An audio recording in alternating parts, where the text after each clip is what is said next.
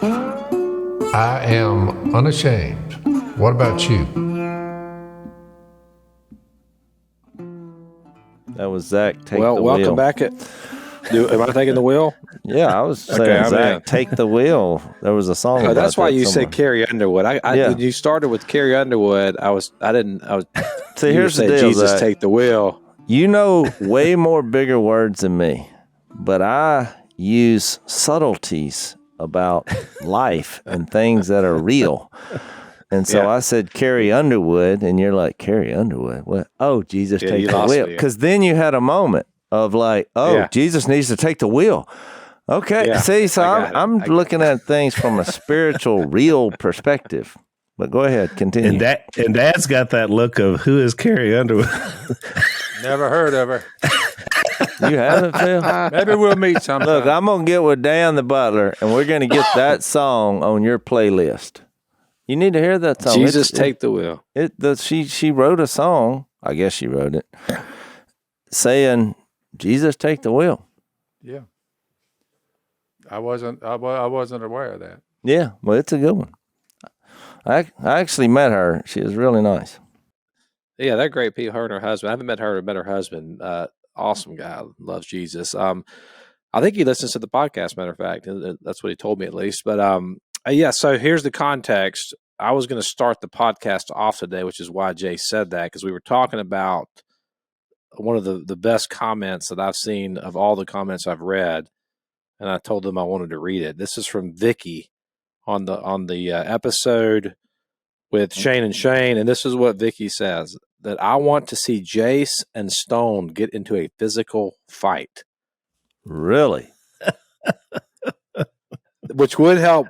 I think that would help with ratings. I really do. Well, first of all, before Jase addresses that, how did that come out of the Shane and Shane episode? Because didn't they sing a worship? Because what happened? Shane Everett, I think, rolled over on Jay Stone because Stone said that Jase was a fun sucker. Oh yeah, I remember now. Then the whole thing happened because the story Jase told the story, so it brought it up, and yeah, I mean you got to be careful though because Stone is. I did see a picture on Facebook yesterday, matter of fact, that your daughter, his wife, said if they're not at church, and there was another place, I can't remember the other place that they were at. If they're not there, then they're at the place they were at, which was at a jiu-jitsu studio. So yeah, he's about to test for his blue belt, which is like the next step up in the chain. So he's the belt that they received from this, is it actually blue? I think it's got stripes on it. I think it's got blue stripes on it, but don't quote me on that. They wear what they call a gi, Jase, which is kind of their outfit that they. Well, I'm not familiar with gis. Vicky, my response would be, when I was a child, I talked like a child, I thought like a child, I reasoned like a child. When I became a man, I put childish ways behind me. Yeah. That is 1 Corinthians 13:11. However, the undertones of that, kind of like I did with the Carrie Underwood, is I picked a passage that it is in a chapter of love. Love is a stronger thing to fight with. So, having said that, Jay and I have many, many spats, and they're usually done just by words. But he's not like bowing up on me saying, if you go too far, I'm going to put you in some kind of taekwondo hold and snap your fifth vertebrae. No, you don't want to, yeah. That's a safer method because you walk into his house and on his living room floor, he's got what is that, Al? It's a mat. No, they roll around. Every day they roll around on the ground and grapple. And I used to do that when I was in 5th and 6th grade. And that's why I read the text. I quit doing that about the 7th grade. I just stopped that. I said, I don't, if there's a need to roll around on the ground, okay. But I haven't had one since then. Well, and as we've discussed on the previous podcast, holidays were a favorite time to get some fresh meat into our wrestling and grappling moves, Jase, because we would have a fresh batch of cousins, dashers, others from around the country would come in for a few days, and we would trial our stuff out on them. As I recall. I mean, the only time I was in a wrestling match with another human being when there was a conflict, I think I was probably 19 or 20 years old, and Willie was, so I guess he's a year and a half younger than me, and it's a famous story that we've talked about. But and look, we both were wrong, and eventually we apologized and hopefully repented. But it was an argument over who was going to use the oven. And y'all were out of town. We had a buddy there sitting on the couch watching all this, and Willie, I had a pizza in the oven that I had put in, and he came in and took my pizza out because we only had one oven. I think you still you have two now. Two now. Maybe that was a subliminal. One just blew out, but the mechanic's supposed to fix it. So Willie took some toast. Thanks for the oven update there. Willie was making toast, and his logic was it takes less time to make toast than it does a pizza. But I was there first. That's the rule. So you shall wait. But he said no. He opened that oven and took my pizza out and put it on. So, and put his toast in there. I said no. So I went toward the oven. How old were y'all when this was going on? I was about 19 years old. I could hurt you. Yeah, he was about 18. So as I went to take his toast back out, because he put his hands at that moment, that was my pan and my pizza. He broke the rule there. So when he did that, when I went to open the oven back up and put the pizza back in, he shoved me. He made physical contact. And then it resulted in about a 5-minute, the same thing they do on the mats, but this was for real. It ended. Who won? I'll tell you the story. You can judge for yourself. So there were licks passed both ways, and I somehow got him and picked him up, and he was facing the opposite direction as me. And once I got him off the floor, Willie was not quite as girthy as he is now, so I was able to do that. He was thin. And so when I got him up, I just fell back. I think they call it some kind of souffle in the wrestling. The belly to back. It's called a suplex, right? Suplex. The belly to back suplex. Yeah. And so he hit the table, was the first lick, bounced off the table because I just let him go, and he hit. Y'all used to have a big flour can that looked like a 5-gallon bucket. It was made of tin, and he hit that, and it just exploded flour in the whole kitchen. Oh man! And then I turned around, got him, grabbed him by the back of the head, and let him kiss the carpet for a little bit. And then I think at that moment he said, "You can have the oven." And I backed off. He stormed out of the house. The problem was the conviction came from our buddy, who was a brother and still is. He said, "That's a fine way for two Christian guys to be acting."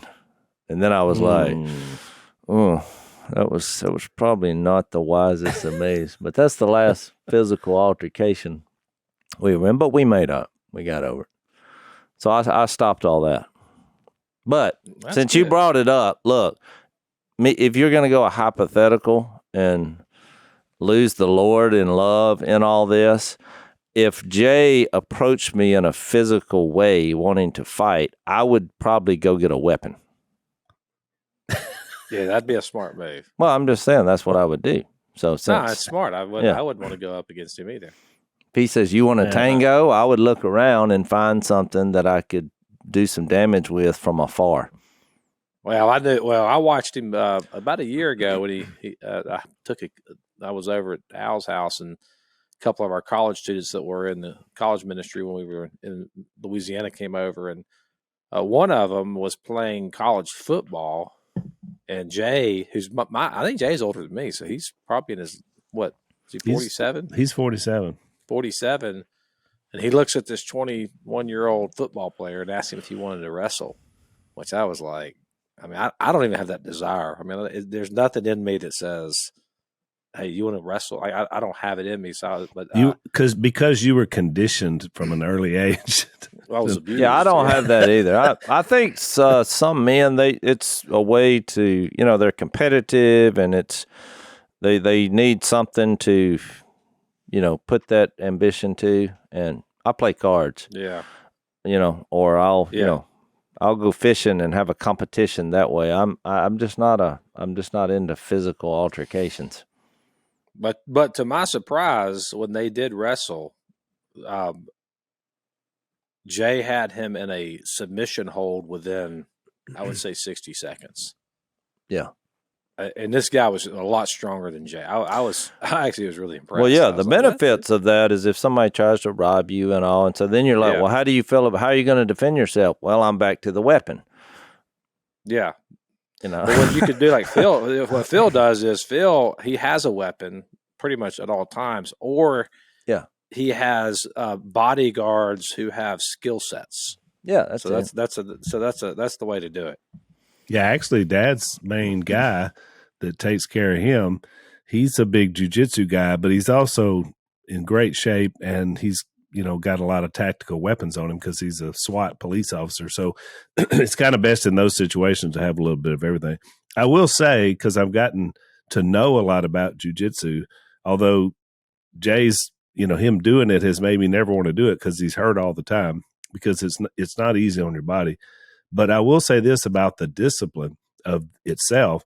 It lends itself to other people's, you overpower people by their strength. It's kind of it's a defensive discipline. It's not an offensive one like karate or, some of the others.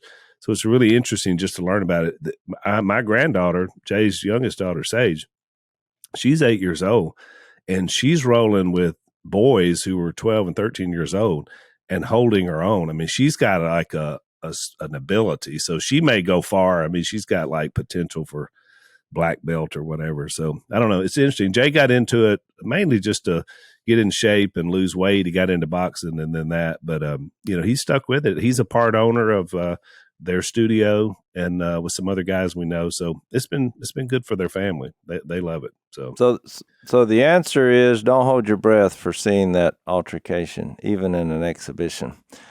Now, we could have him on, and because we argue quite often, and people find it funny because we're both tough-skinned, and I like having relationships where you don't have to worry about hurting people's feelings. Which pretty much sums up most members of my family, which is, I think, why we can have conversations. But Jay and I, you can take that to the 100th power.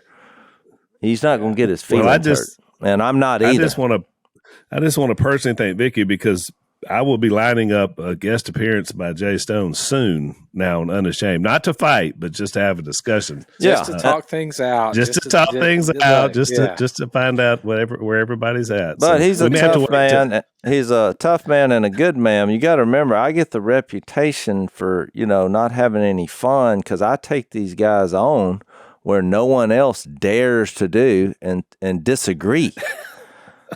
But they're so shocked when someone disagrees with them. They're like, "Well, you're just not a fun guy." So that's where that comes from. I have it with several members of my family. They're not used to people saying no. I think that's a terrible idea. So let's take a break. So, Zach, one of my most awesome days of the month is when my box of awesome shows up from Bespoke Post. They send it every month. I get this really cool box. It's got, I took a little quiz online and told them the kind of things I like. And so, sometimes it may be stuff, like cocktail kits. Sometimes it's like outdoor stuff, pocket knives. I mean, I've just gotten some really cool stuff. I'm looking it up here right now, and I'm wondering why I didn't get in on the action on this. They've got a tabletop fireplace. They've got some cool stuff here. So I guess somehow your address must not have gotten in on our partnership. Somehow the boxes are all coming to me. Is that what you're saying? I don't know what's. I think you're getting my stuff, and so I'm thankful you brought this to my attention. You know what I call that? I call that box of awesome squared. This is awesome. So here's what you do if you want to check these out, because I really do enjoy it. Boxofawesome.com is where you go. They release a new box every month. It has a lot of different categories. You're going to take a quiz and you go on their website and sign up. And so you're going to tell them the kind of things you like. The box is valued at around $70, but you're just going to pay a fraction of that. So you're getting a good deal every month. 90% of everything that comes in your box of awesome is from small and up and coming brands, which we love that too, because that's helping out small businesses. It's free to sign up. You can skip a month or you can cancel anytime. You get 20% off your first monthly box when you sign up at boxofawesome.com and enter the code Phil at checkout. So that's boxofawesome.com. Use the code Phil, 20% off your first box. Boxofawesome.com. Use the code Phil.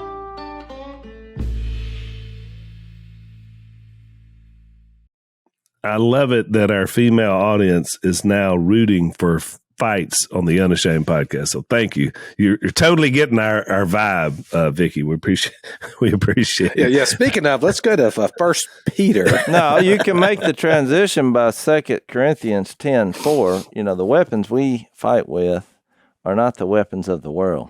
That's why I'm not into that. Look, it's good. They stay in shape and there's nothing wrong with it, but I think what we have in the gospel is way more powerful. But I do think, Jase, it is a good transition in the sense, especially talking about Peter, and that's who we're talking about today, because we're going to pick up and we're still looking kind of at his background before we get to 1st and 2nd Peter, which were his books. But, there's kind of a thing that's been out there for a long time that, in Christianity, you don't really have masculinity. And so there's kind of been almost an attempt, and maybe I'm just overstating it, but to seem to strip back just basic masculinity. And I'm not talking about misogyny and, doing things that are, not right, but I'm talking about just men being men. And may be... God created us the way we are. And that's right. Yeah. And so the things we enjoy doing. And so when you look at these guys, sometimes, especially even with Jesus, there's this kind of caricature of these early disciples, and Jesus himself is like being almost androgynous, like not masculine, but somewhere in between. And, because you're loving and you love people, that you wouldn't be a man. But these have the feeling to me in our study that these are men's men.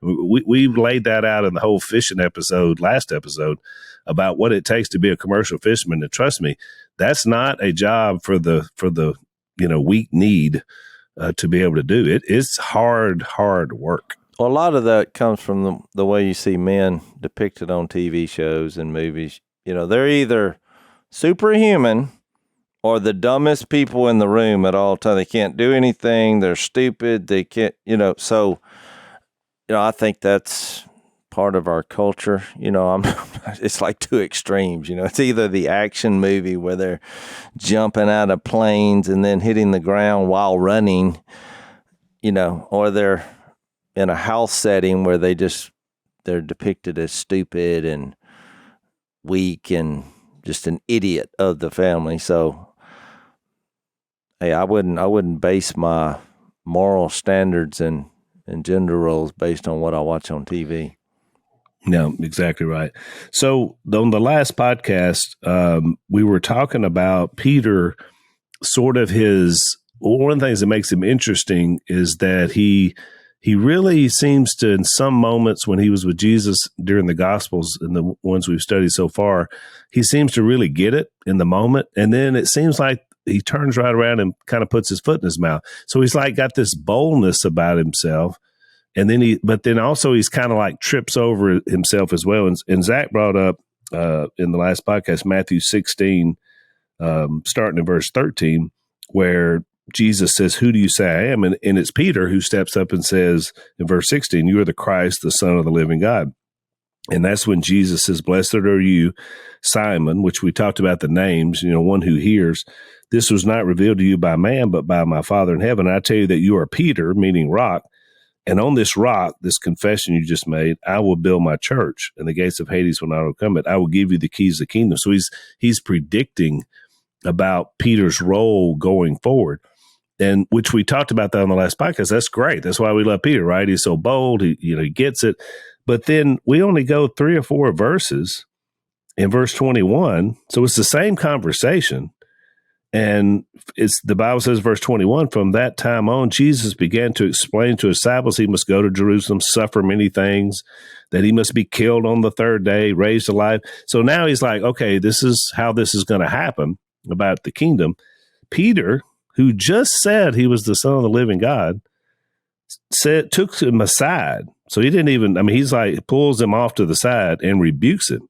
"Never, Lord, this will never happen to you." So you just said he was the Son of God, and now you're telling him what he will and won't do, which shows you the nature of Peter. And then, of course, Jesus says, "Get behind me, Satan, because you're a stumbling block to me. You do not have in mind the things of God, but the things of men." And so you see that same precursor. If you fast forward, imagine Peter on the night that Jesus says he's going to betray him. He says, "Never, Lord, I'll be with you to death. I'll go to prison. I'll do whatever has to be done." And then, of course, a few hours later, what does he do? He denies him 3 times. So there's definitely something going on inside of Peter that seems to be kind of a quick back and forth of, I don't know what you call it, hot and cold, or, he seems to get it, then he seems to miss it. And in some ways it's encouraging, but then it's also, it's the nature of the man.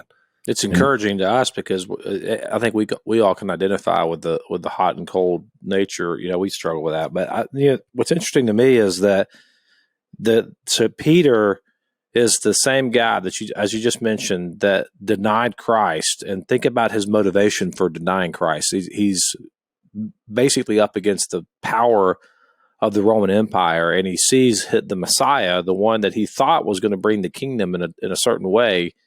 That's why he pulled the sword out and cut the guy's ear off. So Peter's ready to fight until he realizes, wait a second, it looks like we're losing. And so when he goes up against the power of the Roman Empire, particularly when they had Jesus, and he sees that in his mind, he thinks Jesus is losing, and under that persecution that Jesus was under, he denies him.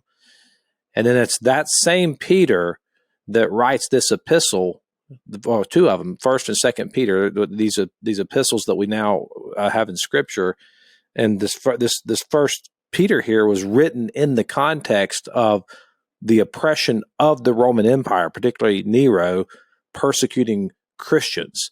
And so now just think of the irony of that. In one moment, this guy is denying Christ because of the fear of persecution, and then a even greater degree of persecution broke out years later, and he's now writing the epistle to encourage the believers. And you think, what happened in between?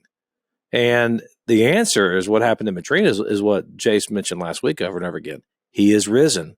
And Peter had an encounter with the risen Jesus and was totally changed. And we also know from church history that Peter, was crucified on a cross. I think he requested to be hung upside down because he didn't feel worthy to die in the same manner as his Lord Jesus. And you think, man, what could change someone so profoundly? And it's the resurrection is smack dab in the middle of this. Yeah. So I think that's interesting. I was going to bring up the same point, and he addressed that, Jesus did, Peter's death, the kind of death he would undergo in the end of John 21 after he reinstates him. Last podcast we did this parallel between Luke 5 when they were called and Jesus had the miraculous catch, and then John 21 post-resurrection. Now we have Peter reinstated, and that's what he struggled with, was the suffering of Jesus, because it didn't fit the narrative of what he wanted, a conquering king. He wanted to use our story, he wanted the Jay Stone version of the kingdom. Let's just whoop everybody. And so, and really ultimately, I made a subtle point there, but Jesus chose to use the subtleness of love which became wasn't that it wasn't, viewed by man as strength, but ultimately when he came back from the dead, now look, he went from a man to being the most powerful man the world has ever known. He's now indestructible when you read that in Hebrews. But I was going to make the same point. So then, ironically, Peter writes a letter addressing, I would say, the number one argument over why there's not a God, which is, why is there suffering?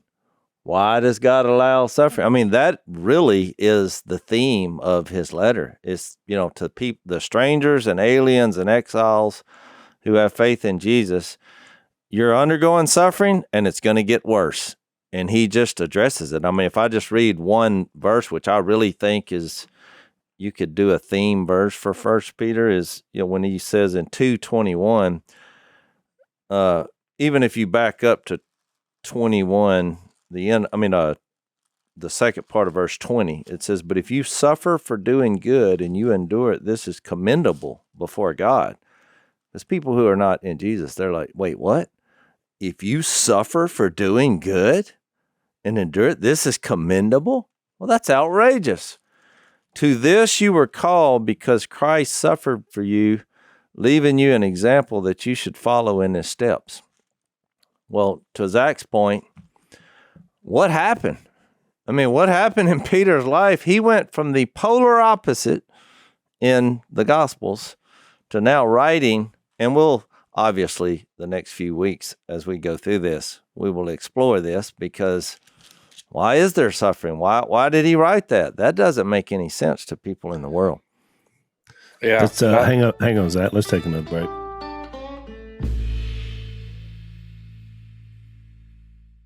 All right, go ahead.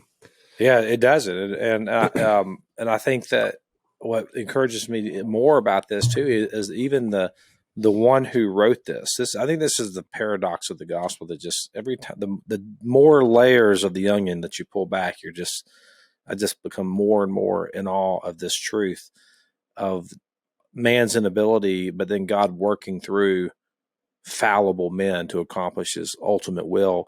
Peter is such a great example of this, not just to who he became, but even post-resurrection. Because, you're like, we're always looking for that arrival place. Like, man, when am I going to get to that place when I'm done with sin?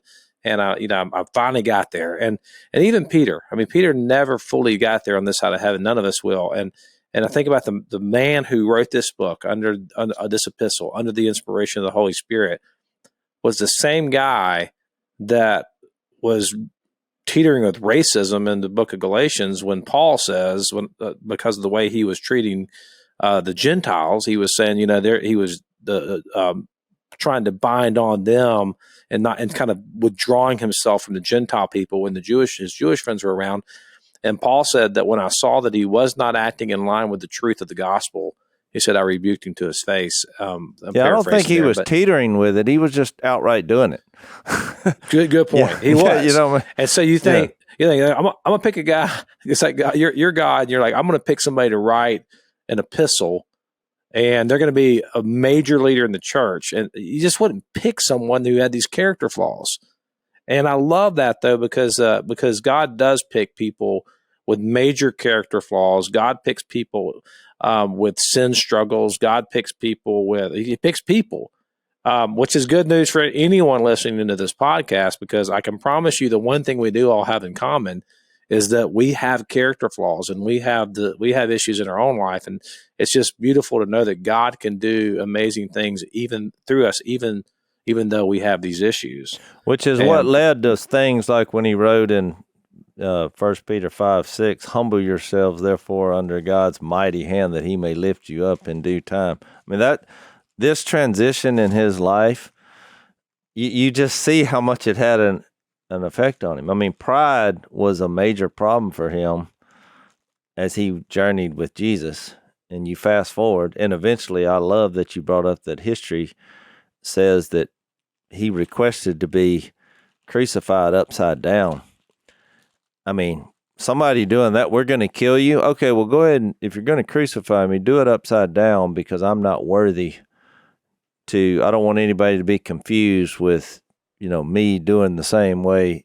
I'm not worthy to look like Jesus in that capacity. I mean, what a heart. And you even look at him among the 12, there was sometimes people with the greatest leadership ability have to have that, go through that just break down my pride moment, which obviously Peter went through when he denied Jesus, and that whole scene that Jase read from John 21. I wanted to mention just a quick, because we've studied Acts before on the podcast, but one of the things that you see that happens to Peter is once on the other side of the resurrection, you're talking about 30 years are going to go by before he's going to write these words in First Peter. And Jase, to your point about suffering, you're right. Hope through suffering, I would say, is the theme of the book in First Peter. And the reason 30 years have gone by now, the church in the early 60s is under tremendous persecution. So that's the setting for the book. But think about what Peter did. First of all, as far as we know, he was the only married disciple. I mean, we know he was married because remember, Jesus healed his mother-in-law. And so, somebody else of the 12 may have been married, but we don't know that they were. But right off the bat, that tells me that he was probably a little bit older than the rest of the group, probably, because he was married. And he probably then had a little bit of, maturity and wisdom that marriage will bring, maybe that wouldn't to the other guys. So there's something about him. But when we get on the other side in Acts 1, notice that who's the first one to stand up among the believers in Acts 1:15 to then replace Judas? It's Peter. Yeah. And who's the one to stand up and preach the first gospel sermon in Acts chapter 2, after the Holy Spirit is poured out? It's Peter. Who healed the beggar in the temple in Acts 3? Peter, with John alongside, which then brought all the persecution that Jesus had in Acts chapter 4, because now Peter has led the disciples exactly where Jesus were, where the Jewish leadership doesn't know what to do with them. And then you get to Acts 5, and there's some deceit going on in the church. Well, who's the one to step up to bring shame on this situation and basically cause the death of two of the early church members? Peter. He's the one rebuking them in that setting. And who's the one that God sends to convert the first Gentiles into the church in Acts 10? Peter, who we know had a problem with Gentiles, as y'all mentioned already. And then, of course, in Acts 12, who's the one that was going to be killed that miraculously escaped to continue his work? Is Peter. So to get to this point where when we get to First Peter, I think it's interesting to watch sort of his maturation that happens over the course of the first 12 chapters in Acts. Because, after that, you sort of read about Paul, but you don't read about Peter. But this is the course of what it takes. And I think in terms of encouragement to our audience, as you said earlier, Zach, sometimes you just got to let God work in you to develop who you need to be. I mean, you have to have that moment where you break down your will and let him, lead your life. But at the same time, it takes time. It took Peter a long time to get to the point where he pens these words that we're going to study. Look how far he went. In 2 Peter, you get down at about midway in the first chapter, he said, make every effort to add to your faith. And he basically lists the fruit of the Spirit. Put you in faith, goodness, to goodness, knowledge, to knowledge, self-control, to self-control, persevere. Think about Peter. He was the one who's, cutting people's ears off and saying, this is not going to happen to you. You're not going to die on a cross to save the world. We're going to stop that, And he was told by Jesus, get behind me, Satan. So he had some pretty bumpy periods of time following Jesus to self-control, perseverance, godliness, brotherly kindness, love. For if you possess these qualities in increasing measure, he had watched himself the last 30 years, and he had come to this conclusion: these things will keep you from being ineffective and unproductive, which he was when he was with Jesus, in your knowledge of our Lord Jesus. Anyone who does not have them, those kind of qualities, anybody does not have them, he's nearsighted and blind because he's forgotten that he's been cleansed from his past sins. So Peter really understood the weight of having all your sins removed and showing the human race a changed life as they go forward. He learned it the hard way, but who hasn't? That's right. Everybody learns the hard way when you get right down to it. That's right. Let's take a break.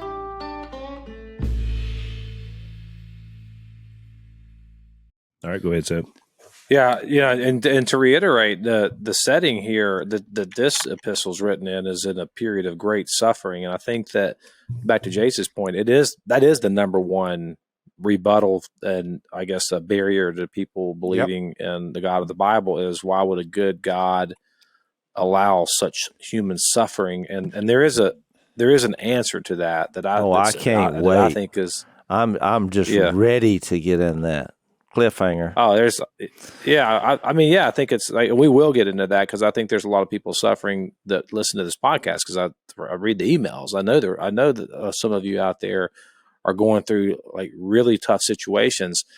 One of the things that I think is indicative of our culture is that we've been told that if you're suffering, then you can't be fulfilled and have joy, and you have to, and to not suffer and to be comfortable is to find joy. And it's just not true. I mean, if you think about, we're working on a documentary film right now about mental health, and man, when you start looking at the statistics, I don't have them in front of me, but just on the increase in the rates of depression, the rates of suicide and suicidal ideation, out the roof. It's astronomical. I mean, it's just exploding over the last 25 years, and since COVID even more. And you look at our culture right now, and you think, well, are we comfortable? Are we affluent? And the answer is yeah. I mean, if you want to go out to eat to a restaurant, most people can go out to eat at a restaurant. We all have cell phones. We all have, like we're very comfortable, very affluent. There's not a lot of, not suffering on the scale, even close to what these folks are dealing with, and then folks in other parts of the world. And you have to ask yourself, if comfortability and affluence and the lack of suffering was the key to human flourishment and happiness and joy, then why in the world are we so miserable in 2023? You have to ask yourself that question. And I think Peter is giving through this epistle is going to give us the true pathway to finding lasting joy and real joy. And that's what encourages me about where we're headed. No doubt. And it's specifically why the gospel is powerful, is because he basically, through his conversion in the literal act of Jesus suffering, dying on a cross, being buried, and being resurrected, it first transformed Peter to the point where I was going to make the point, Al, I preached a sermon from Acts 2. When you hear Acts 2, you have two events that we first think of: the Spirit being poured out, and then Peter preaching the first gospel sermon, post Spirit being poured out, post Jesus going to the right hand of God, and there's been tens of thousands of sermons preached from there using Peter. Peter was told. But let me just make this point for you. But I preached a sermon just on 14, Acts 2:14, and it says Peter stood up, raised his voice, and addressed the crowd. And my point was, what Jesus did on the cross and the resurrection transformed him first. And he had this reinstatement. He had this clarity about suffering. He saw the big picture, and it moved him for the first time, post Spirit being poured out, to stand up, address the crowd, and raise his voice. And so then what came out would be one of the most famous sermons in the history of the world. But that had to happen in his heart first. And so that movement happens to every single human being. When you hear about Jesus, you see Jesus for yourself, you understand Jesus, there's a moment that he had like here where you say, you know what?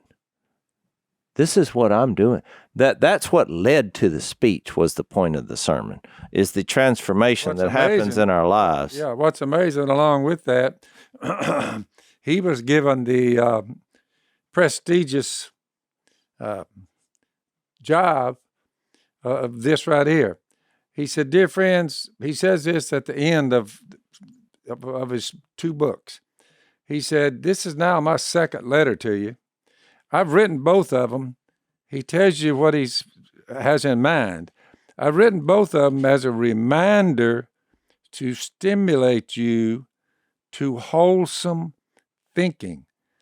He starts with that and then ends with the end of the world, for crying out loud, in just a little short period of time. Yeah, that's 2 Peter 3:1 where he said, Yeah, it's a good point. He said, I have written to stimulate you to wholesome thinking. It's a good point. Yeah. Yeah. So, well, listen to how he starts it in 1 Peter 1. I don't want to jump the gun here, but I was just thinking about the correlation between jumping the gun. Go ahead, jump it. Hang on, before you jump that gun, let's take a break.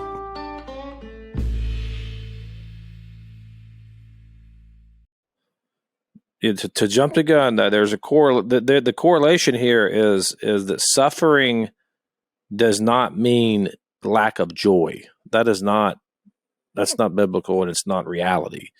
And you could also say that the lack of suffering doesn't necessarily lead to joy. And joy and peace is a big part of this. I love Phil's line. He always says, peace of mind is the rarest of commodities. So you read that first paragraph in the introduction here, Peter, an apostle of Jesus Christ, to those who reside as aliens, which some of us always you may feel like an alien in this country, but to those who reside as aliens scattered throughout Pontus, Galatia, Cappadocia, Asia, and Bithynia, who are chosen according to the foreknowledge of God the Father. They're chosen by the sanctifying work of the Spirit. What are they chosen for? They're chosen to obey Jesus Christ and be sprinkled with his blood. May grace and peace be yours in the fullest measure.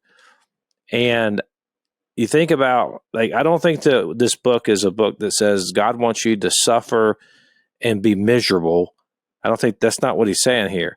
He sets it up from the beginning. This is how to deal with suffering and misery. What the call here is it's a call to grace and peace, and not just grace and peace. Peter wants us that to be ours in the fullest measure. And I think that's like a really huge carrot that is dangled in front of us to go after, and not only go after. I mean, we can actually attain that, as we're going to see in this epistle.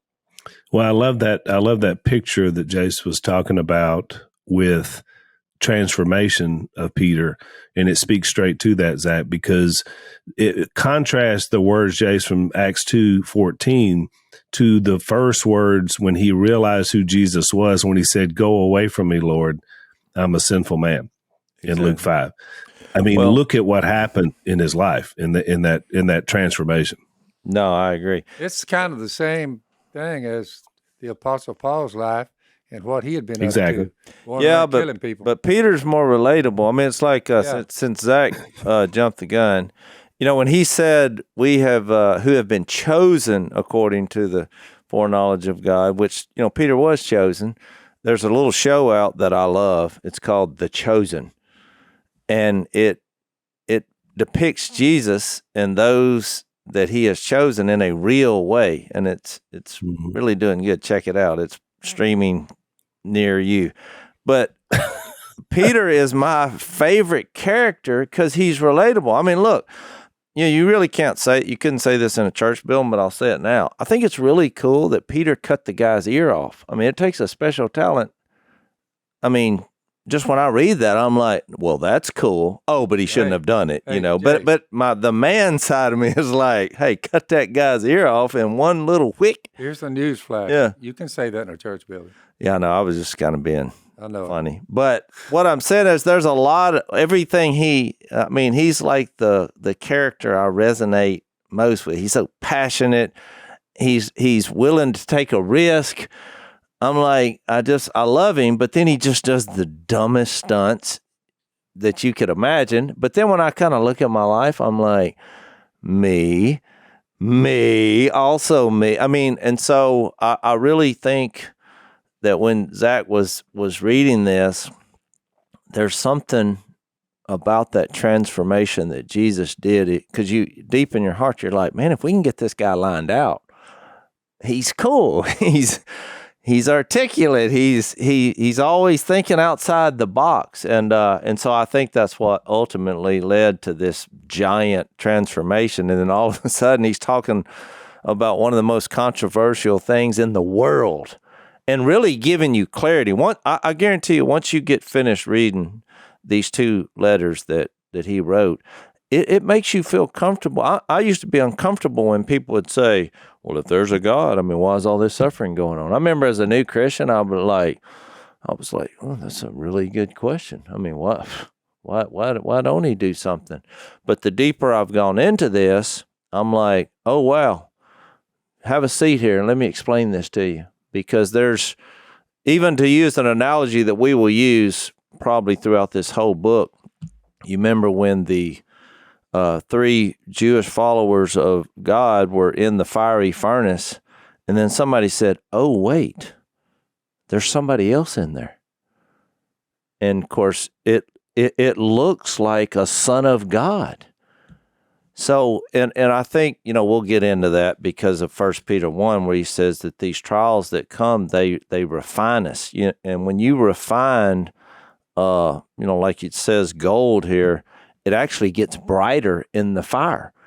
And so all of a sudden, he's not only saying you're going to suffer, but there's somehow it's going to be a more positive thing to your life. And you're like, well, wait just a doggone minute. But then when you look back at what Jesus did, he goes through his suffering. And in actuality, at the end of the day, the suffering that Jesus went through, when he came out the other side, he was actually more powerful. There was something revealed that we were like, oh, wow. Peter knew it was going to happen to him. Yeah. So that's why I said you're not going to venture too far off of the death and suffering of Jesus and the resurrection, because in that is basically the answer to suffering. And to the you keep using this word that I think is very essential to this conversation, and that word is transformation. This is not just about having your sins forgiven, although that's a big part of it. It's also about being transformed. And I think when a lot of times we'll read these verses about like being chosen before, this foreknowledge and God's foreknowledge, he chose us, or chose Peter or whoever. But right here, like, listen to some of the language here. Verse 2, according to the foreknowledge of God the Father, by the sanctifying work of the Spirit.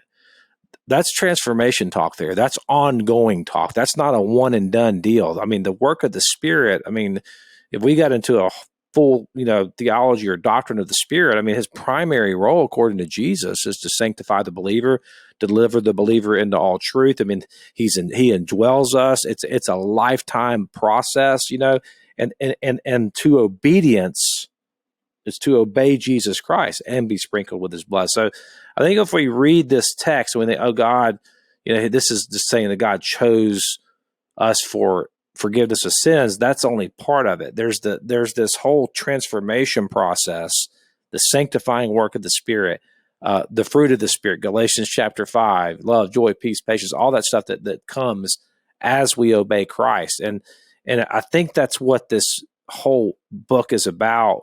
It's leading us into a transformed life. That to me cannot be overestimated, because I think so often we focus only on like getting saved from sin, but we don't focus enough on who we're saved to. Sanctification is a part of salvation. It's not just about our justification, which is meaning, justification meaning I'm freed from the guilt of sin. I'm no longer guilty in court of law. There's also that whole part about being sanctified, being freed and released from the power and the grip of sin.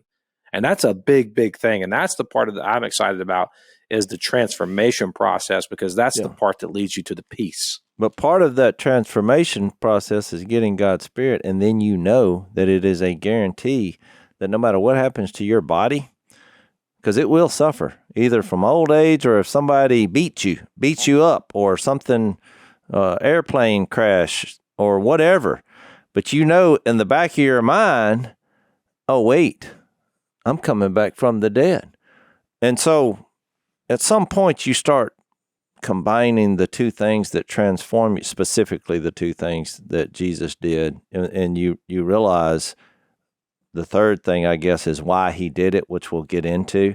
Because when you ask yourself the question, what was the only thing Jesus didn't have when he left heaven to come here? Have you ever thought about that? What was the only thing Jesus didn't have in heaven when he came here? It's a good question. Those questions make me nervous. Us. That's why he came here. He came here to redeem us. And there's that song that was very controversial, and I'm not sure why, but I understand the point. But the song, he didn't want heaven without us, so Jesus, you brought heaven down. And a lot of people push back on that because they say, well, God doesn't need anything. And that's not what Jase said. God doesn't need us. The verse I was speaking of is Hebrews 12:1-2. And it's the reason for suffering. When he said, who for the joy set before him endured the cross, scorning its shame. Well, that was right after he just talked about all these cloud of witnesses, and the joy was for us. And so when you really think, well, why did Jesus suffer? I know why he suffered. He suffered for us so we could be saved and go through this transition. And so then, look, you fast forward this, since I opened this up, when it says death has been swallowed up in victory, have you ever thought about what that means? It doesn't mean you're not going to experience death. You just swallow it up, just like when you eat something, you swallow it up, but you experience it. Yesterday, Jase, when I die, don't cry. I won't, Phil. I may cry tears of joy. All right, how about that?